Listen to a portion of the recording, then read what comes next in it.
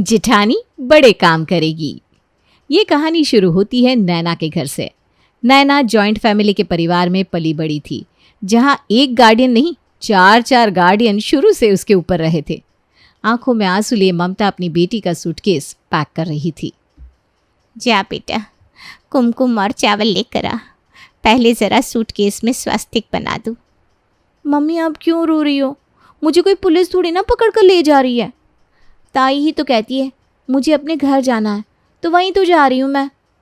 और उसी वक्त हाथ में 2 साड़ियाँ लिए शकुंतला घर में आती है और कहती है, कोई अपशगुन नहीं होना चाहिए छुटकी, शुभ काम हो रहा है, यहाँ सुमत बहा। नैना को देख कितनी समझदारी भरी बातें कर रही है। अपने घर ही तो जा रही है वो। हम भी जब यहाँ आए थे तो कौन सा ये घर हमारा था, पर क्या आज तुझे अपना घर उतना ही याद आता है? नहीं ना? जी भाभी जी, गलती हो गई। क्या करूं, आंखें भर आती है, माँ हूं ना। ये ले छुटकी, पहले बक्से में ये 2 साड़ियाँ रख दे और मेरे कमरे में से मैं एक लहंगा भी भिजवा रही हूँ। मेरे दिए तीनों कपड़ों को रखने के बाद ही बाकी कपड़े रखना नैना के बक्से में। वाह, आप मुझे लहंगा भी दे रही हो ताई। आपको पता है मेरी जिठानी को भी लहंगी बहुत पसंद है। तेरी शादी का पूरा खर्चा उठा सकती है तेरी ताई, तो तुझे 2 साड़ी और एक लहंगा नहीं दे सकती? मैं जानती थी तू ऐसा ही कुछ कहेगी, इसीलिए तो मैंने दिए हुए कपड़ों को बक्से में नीचे रखने को कहा।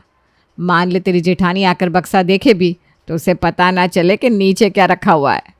बहुत जिठानियों ननदों की आदत होती है कि घर में आई बहू से कपड़े गहने मांग लो, तो तुझे ज़रा कड़े मिजाज में रहना होगा, सीधा मुंह पर ना कर देना।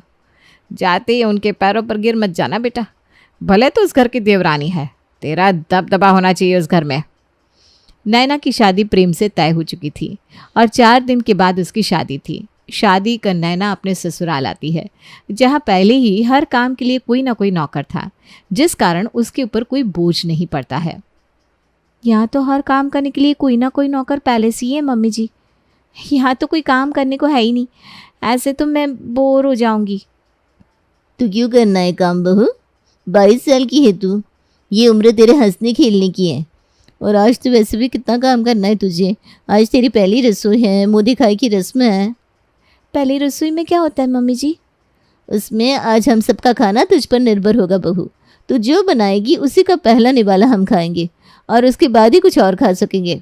तो इतनी बड़ी रिस्पॉन्सिबिलिटी तू ले पाएगी ना बहू? इतनी बड़ी जिम्मेदारी आप मुझे दे रही हैं, मैं इसे बहुत अच्छे से निभाऊंगी मम्मी जी। आप फिक्र मत कीजिए, बस बता दीजिए क्या बनाना है। वो तो अपनी जिठानी से पूछ। इतने दिन हो गए ना बेटा, मैं तो सारे रस्मों रिवाज नियम भूल गई हूँ।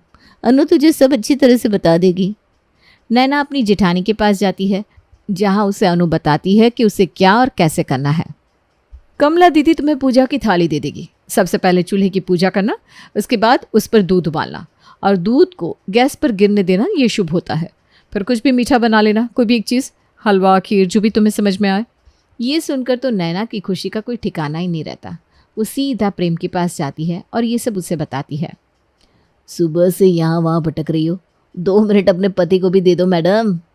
आज तो मुझे सांस लेने की भी फुर्सत नहीं है प्रेम, मुझे बैठने के लिए मत कहिए। पहली रसोई है आज मेरी, मैं जो आपको खाने को दूंगी उसी को खाने के बाद आप कुछ और खा पाएंगी, ये पता है आपको। बहुत बड़ी जिम्मेदारी दी है मम्मी जी ने मुझे। हाँ हाँ मेरी पगली बिल्कुल सही कहा तुमने। आज तो तुम बड़ी बिजी रहने वाली हो, पर इन सब के बाद अगर मैडम आपको वक्त मिले तो अपने गरीब पति को ज़रूर से कुछ घंटे दीजिएगा। हंसते गाते खुशी खुशी नैना अपनी जिठानी के बताए हुए नियम करने के बाद अपनी पहली रसोई में हलवा बनाती है। सभी डाइनिंग टेबल पर खाने का इंतजार कर रहे थे, तभी सुजाता कहती है, नैना तो कितना सोचा था उससे भी ज़्यादा भूली है अनु।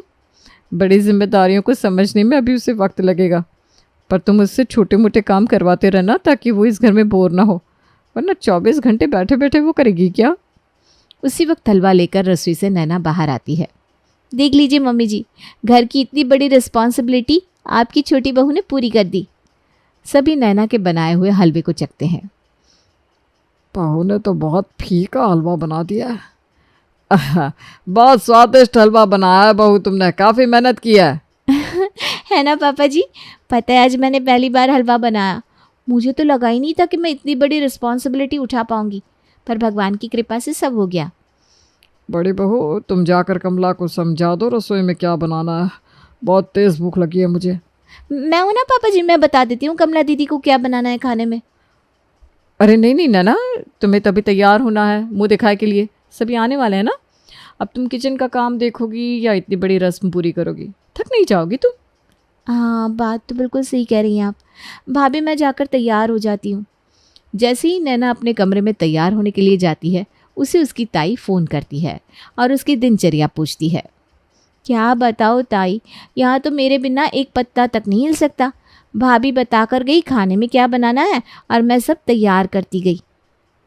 मतलब बड़े बड़े काम तेरी जेठानी कर रही है और छोटे मोटे तू, इसके अलावा और क्या कर रही है तेरी जेठानी?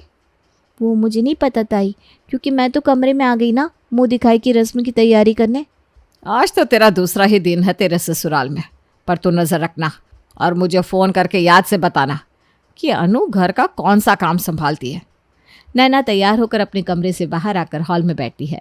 अपनी बहू को हल्के गहनों में देखकर सुजाता अपनी कमर से तिजोरी की चाबी निकालकर अनु को देते हुए कहती है, ले बहू, अपने हिसाब से नैना की साड़ी की मैचिंग के भारी भारी गहने, चोकर सेट, कमर बंद लाकर उसे दे दे। बहुत मेहमान आने वाले हैं, ऐसे खाली बहू अच्छी नहीं लग रही।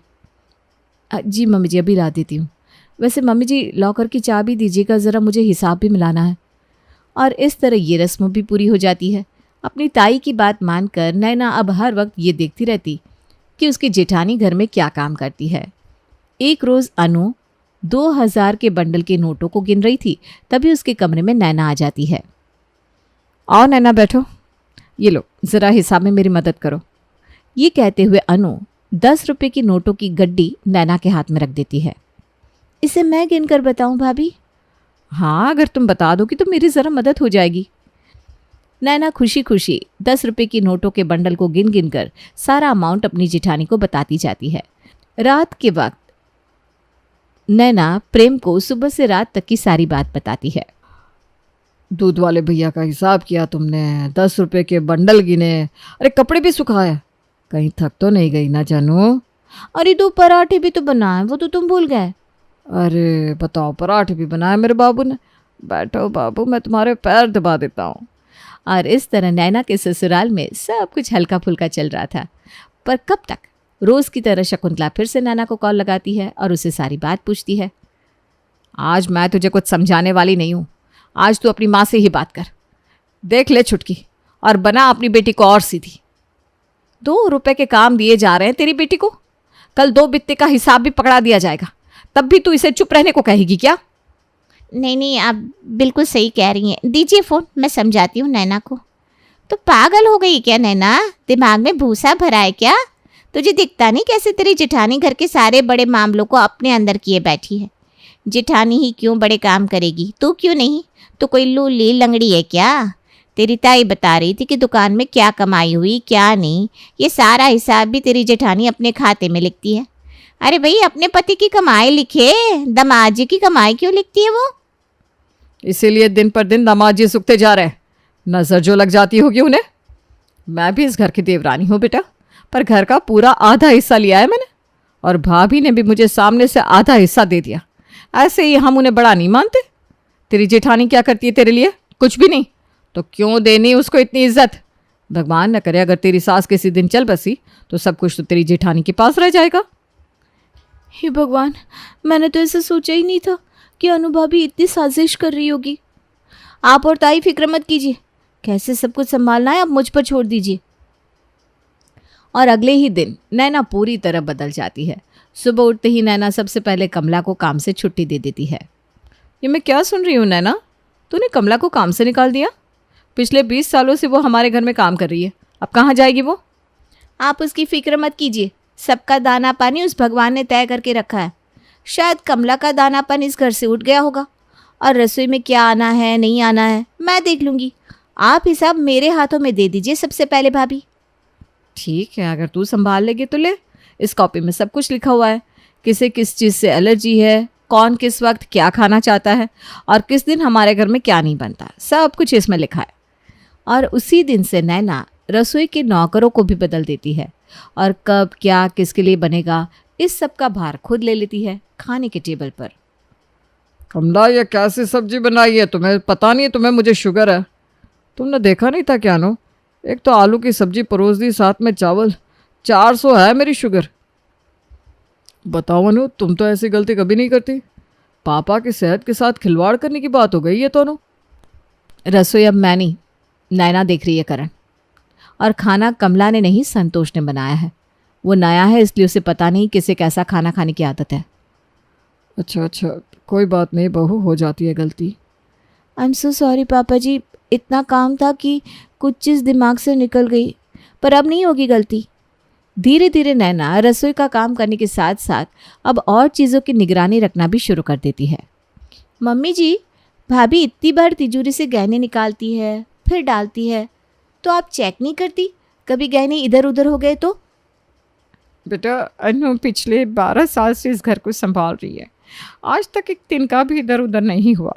इस घर के सारे नौकर चाकर 20 साल पुराने हैं, सब भरोसेमंद है, इसलिए तो हम नए नौकर नहीं रखते।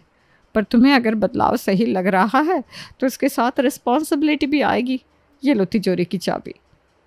तिजोरी में रखे गहनों की फ़ोटोज़ लेकर नैना अपने पास रख लेती है।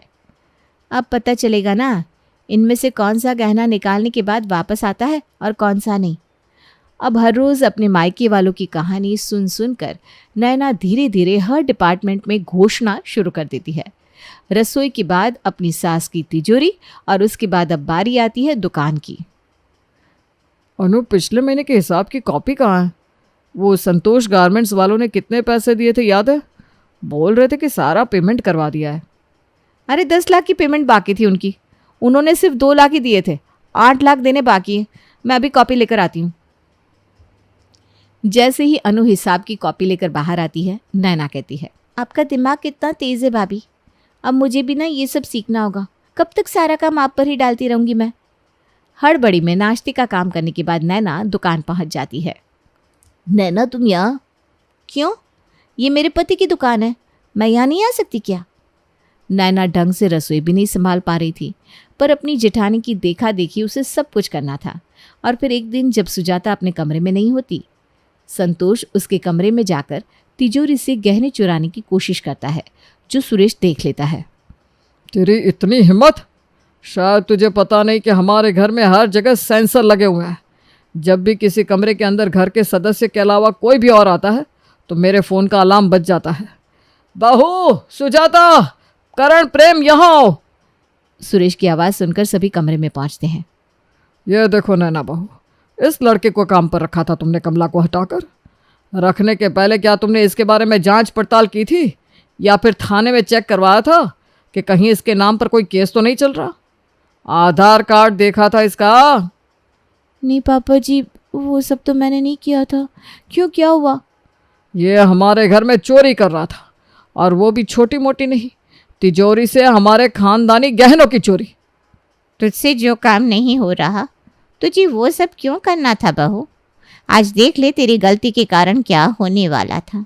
मैंने तुझे कहा था कि नए काम हाथ में लेगी तो साथ में जिम्मेदारी भी तुझ पर आएगी। आज अगर इस घर में चोरी हो जाती तो कौन जिम्मेदार होता?